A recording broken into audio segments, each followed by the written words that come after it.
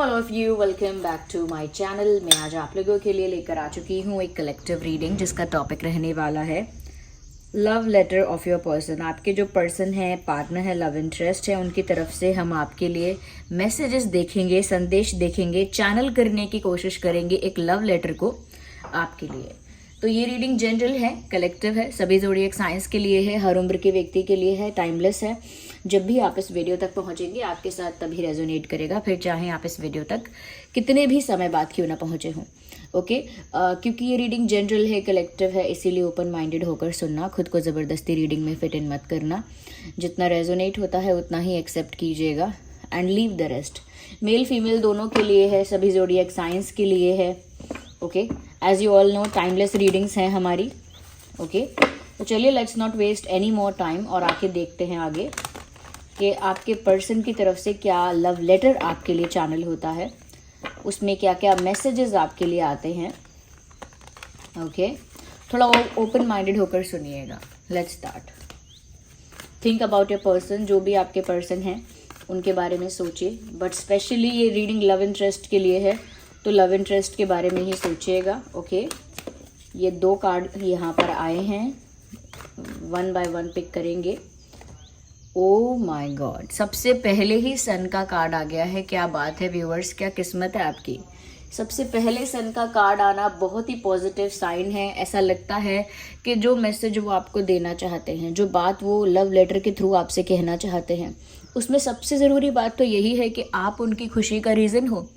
You are the reason of their smile, you are the reason of their happiness. आप उनकी खुशी का कारण बन गए हो। ओके, आपने उनके जीवन में खुशी बिखेर दी है। आपने उनके जीवन में एक न्यू होप, एक न्यू बिगिनिंग आपने उनके जीवन में लेकर आए हैं आप, यानी आपने उनके जीवन में एक नई शुरुआत उन्हें दी है। ऐसा लगता है कि आप उनके लिए एक वो एनर्जी, वो मोटिवेशन और वो सपोर्ट सिस्टम बन गए हैं जो आपको खुद भी नहीं पता। यानी आपसे उन्हें जो मोटिवेशन मिल रहा है, आपसे उनका जो कॉन्फिडेंस बूस्ट हो रहा है, उनकी एनर्जी इंक्रीज हो रही है, क्योंकि वो हैप्पी रहने लगी हैं या रहने लगे हैं आपकी वजह से। तो वो ये कहना चाहते हैं, you are the reason of my smile, तुम मेरी खुशी का कारण हो। वो आपसे ये भी कहना चाहते हैं that I see a bright future with you, मैं तुम्हारे साथ एक ब्राइट फ्यूचर देखता हूँ या देखती हूँ। साथ ही साथ व्यूवर्स वो आपसे ये भी कहना चाहते हैं that you are my sunshine आप उनके सनशाइन हो, ये वो आपसे कहना चाहते हैं।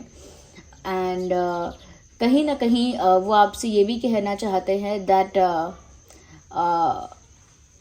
आपकी वजह से उनकी ज़िंदगी में ना एक उजाला है। मतलब उनकी ज़िंदगी में एक डार्कनेस, एक डलनेस हो गई थी, बट उसका क्रेडिट वो आपको दे रहे हैं कि आपके आने से उनकी ज़िंदगी में ना एक रोशनी आई है, एक उजाला आया है। ओके, तो viewers they are very thankful. ये इंसान जो है ना, ये बहुत थैंकफुल है इस बात के लिए कि आप इन्हें मिले। ये इनके लिए एक अच्छी और बड़ी बात है, तो ये बहुत थैंकफुल हैं इस बात के लिए। वो आपसे ये भी कहना चाहते हैं that I will face all the challenges alone but I will not quit. वो आपसे ये कहना चाहते हैं कि जो भी चैलेंजेस आएंगे, जो भी प्रॉब्लम्स आएंगे, जो भी चैलेंजेस आएंगे, मैं उनको अकेले फेस कर लूँगा या कर लूँगी, लेकिन मैं गिव अप नहीं करूँगा अपने प्यार पर, या गिव अप नहीं करूँगी। हो सकता है आप दोनों के बीच कुछ इस तरह के प्रॉब्लम्स और इश्यूज़ हैं जिसकी वजह से इनके गिव अप करने के चांसेस ज़्यादा थे, बट वो आपको अश्योरिटी देना चाहते हैं, यानी आपको गारंटी टाइप देना चाहते हैं। Okay, ignore the background noise of vehicles. तो ये तो स्ट्रीट से तो आवाज़ आएगा थोड़ा बहुत, इग्नोर दैट। तो वो आपको ना ये अश्योरेंस देना चाहते हैं कि चाहे कितनी भी मुश्किलें आएँ, कितने भी ऑब्स्टेकल्स आ जाएं, चैलेंजेस आ जाएं, but they will not quit on you. वो क्विट नहीं करेंगे, गिव अप नहीं करेंगे। They will keep on fighting for you.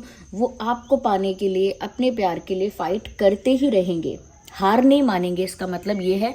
और ये बात वो आपको बताना चाहते हैं कि वो गिव अप नहीं करेंगे, जिससे कि आपको भी एक कॉन्फिडेंस आ जाए, आपका भी ट्रस्ट बिल्ड हो जाए।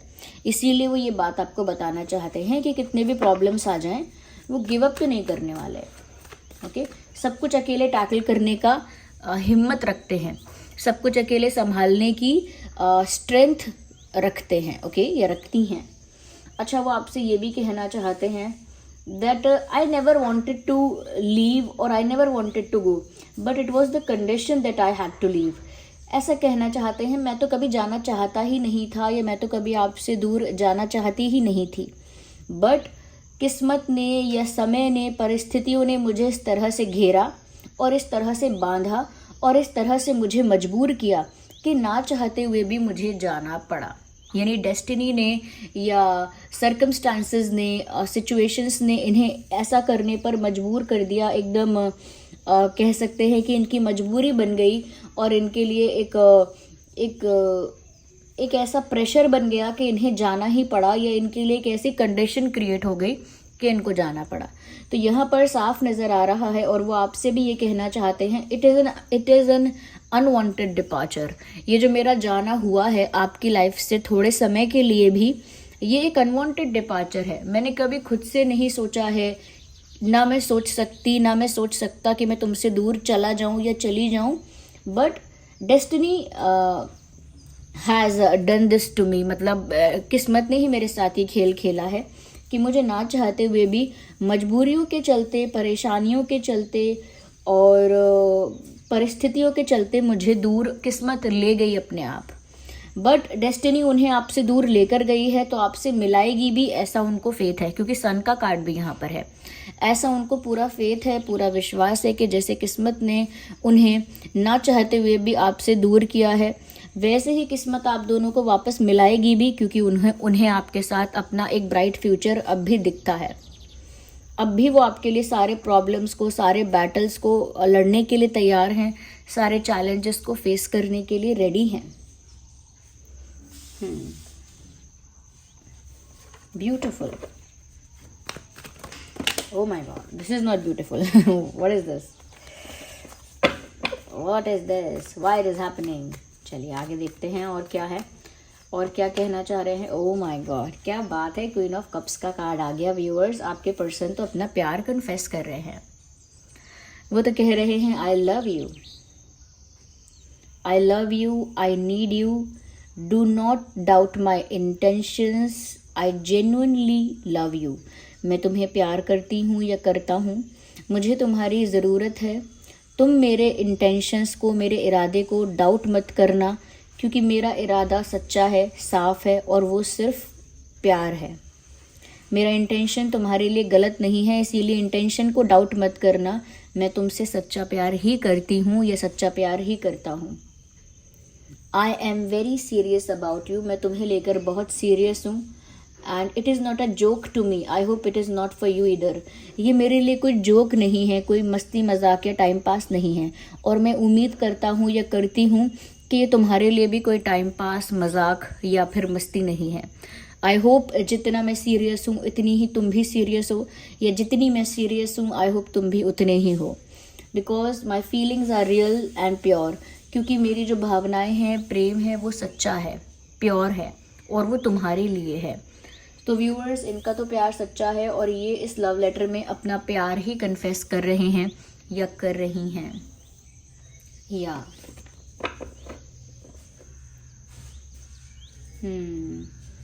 शायद वो ऐसा भी कह रहे हैं, will you accept me the way I am. क्या तुम मुझे वैसे ही एक्सेप्ट कर लोगे या कर लोगी जैसा मैं हूँ या जैसी मैं हूँ, बिना मुझ में कोई सुधार किए, बिना मुझ में कोई बदलाव किए। लेट दैट बाइट गो।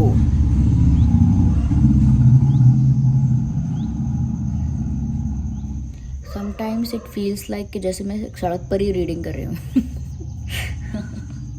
नहीं, सच में समटाइम्स मुझे ऐसा लगता है, क्योंकि इतना लाउड है ना नॉइस, कि मुझे ऐसा लगता है कि जैसे I am on the road. Leave it.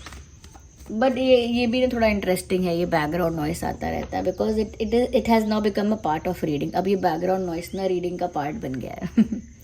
सो वो ये भी आपसे पूछना चाहते हैं, will you accept me the way I am, बिना किसी सुधार के, बिना किसी बदलाव के। क्या तुम मुझे वैसे ही स्वीकार कर लोगे जैसा मैं हूँ, जैसी मैं हूँ?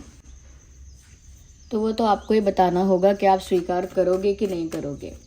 Okay, let's see more. Well, it is a big question of course. We need one card, not two at the same time. One card at one time. Okay, here we have. Viewers, वो आपसे ये भी कहना चाहते हैं, I am stuck in my thinking, मैं अपने ही विचारों में ना उलझ गया हूँ या उलझ गई हूँ।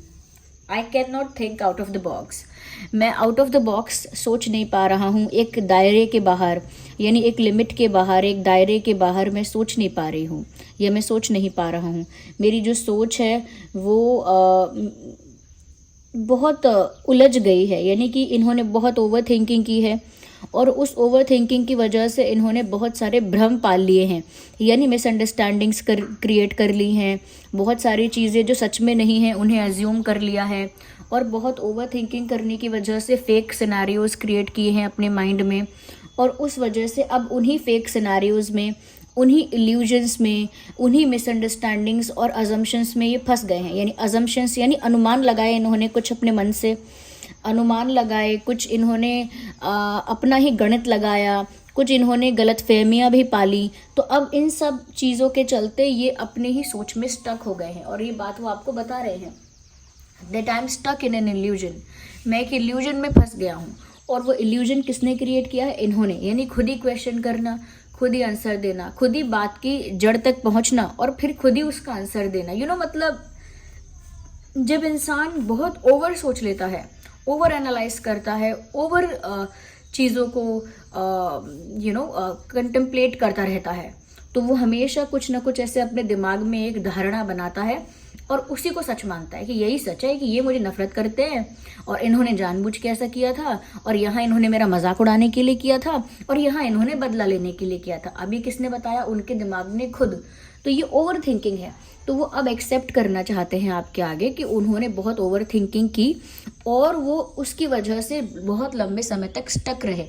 हो सकता है अभी भी हैं, बट वो बताना चाहते हैं कि उस ओवर थिंकिंग के चलते या उस ओवर थिंकिंग की वजह से उन्हें बहुत लंबे समय तक एक स्टक सिचुएशन में रहना पड़ा, क्योंकि वो दिमाग से ही स्टक हो गए थे उस समय। ओके, इसीलिए बहुत ज़रूरी है कि रिश्ते में ना ट्रांसपेरेंसी हो, यानी पारदर्शिता हो। जो एक पर्सन फील कर रहा है वो क्लियरली दूसरा पर्सन देख पाए, अगर मिसअंडरस्टैंडिंग क्रिएट नहीं करनी है तो वो आपको बताना चाहते हैं, I accept I was stuck for some time, मैं कुछ समय के लिए स्टक हो गया था या स्टक हो गई थी अपने ही दिमाग में। वो आपसे ये भी कहना चाहते हैं कि I will come to you and I am coming to you. वो कहना चाहते हैं मैं कि तुम्हारे पास आऊँगा और मैं तुम्हारे पास आ रहा हूँ, ये तुम्हारे पास आऊँगी, ये तुम्हारे पास आ रही हूँ। अपने अराइवल का मैसेज आपको दे रहे हैं कि वो आपके पास आएंगे या आएंगी। यस व्यूअर्स, हो सकता है एकदम से बड़ा प्रपोजल, कोई बड़ा ऑफर ना दें, बट आपके पास आकर थोड़ी रोमांटिक बातें, थोड़ी प्यारी बातें, थोड़ी क्यूट बातें कर सकते हैं। ओके, थोड़ी फ्रेंडली बातें भी कर सकते हैं। ऐसा भी कहना चाहते हैं, now I will provide you और give you what you deserve. अब मैं तुम्हें वो प्रोवाइड करूँगा या वो दूंगा या दूंगी जो आप डिज़र्व करते हो, जो आपको मिलना चाहिए, जिस चीज़ के आप हकदार हो। तो हो सकता है व्यूअर्स ऑलरेडी आप बहुत कुछ कर चुके हो, ऑलरेडी अपना इंटेंशन, अपना डिटर्मिनेशन, अपना डेडिकेशन प्रूफ कर चुके हो। अब इनकी बारी है कि इन्हें अब आपके लिए कुछ करना चाहिए। तो वो कह रहे हैं, now it's my turn to do something for you, अब मेरी बारी है तुम्हारे लिए कुछ करने की, and that's how I will show my love to you. और इस तरह से मैं अपना प्यार भी प्रूव करूँगा या साबित करूँगा या करूँगी तुम्हें। ओके, तो they will do something for you, definitely ये भी आपके लिए कुछ करने वाले हैं या करना चाहते हैं। Okay, let's see more in it.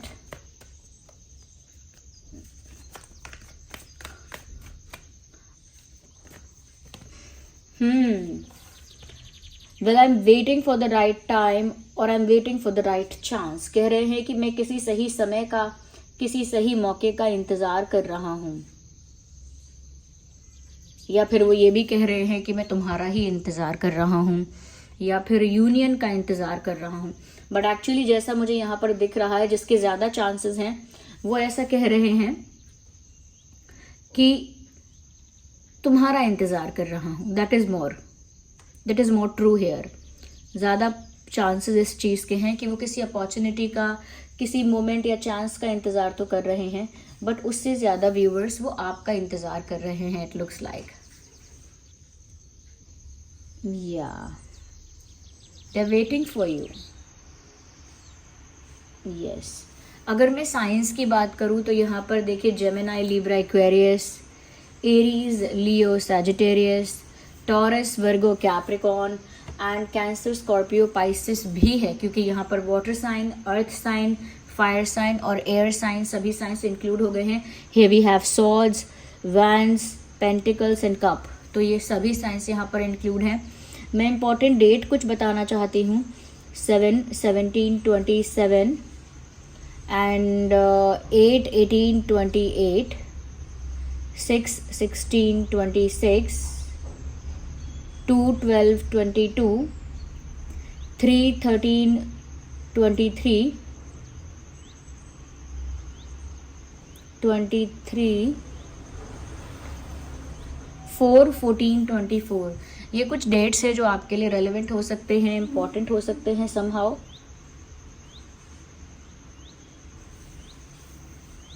या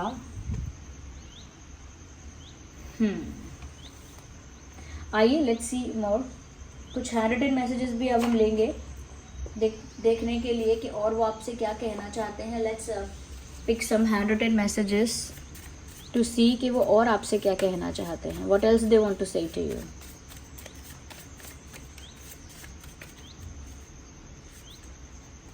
यू आर चेंजिंग. वो आपसे ये कहना चाहते हैं तुम बदल रहे हो. तो हो सकता है उन्होंने कोई चेंज आपके अंदर नोटिस किया हो और इस वजह से वो ऐसा कहना चाह रहे हों कि व्यूअर्स आप बदल रहे हैं. प्लीज़ चूज़ मी. तो अगर आपके पास कोई ऑप्शन है, कोई दूसरा ऑप्शन है, तो वो आपसे रिक्वेस्ट कर रहे हैं कि प्लीज़ चूज़ मी, यानी कि प्लीज़ इन्हें ही चुनिएगा, इन्हें ही चुनिएगा अगर आपके पास कोई दूसरा विकल्प है तो भी. Okay, let's take another card. Okay, एक और request, please smile for me.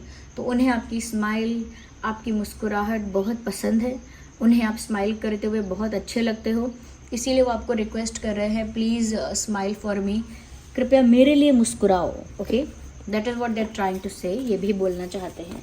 Let's see more into it.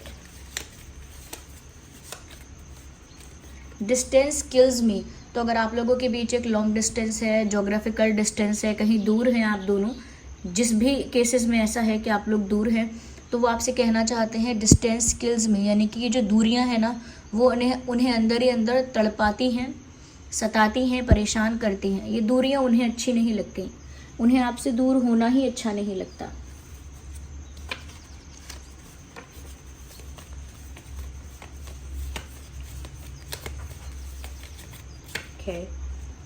I am not well. वो आपसे कहना चाहते हैं मैं ठीक नहीं हूँ.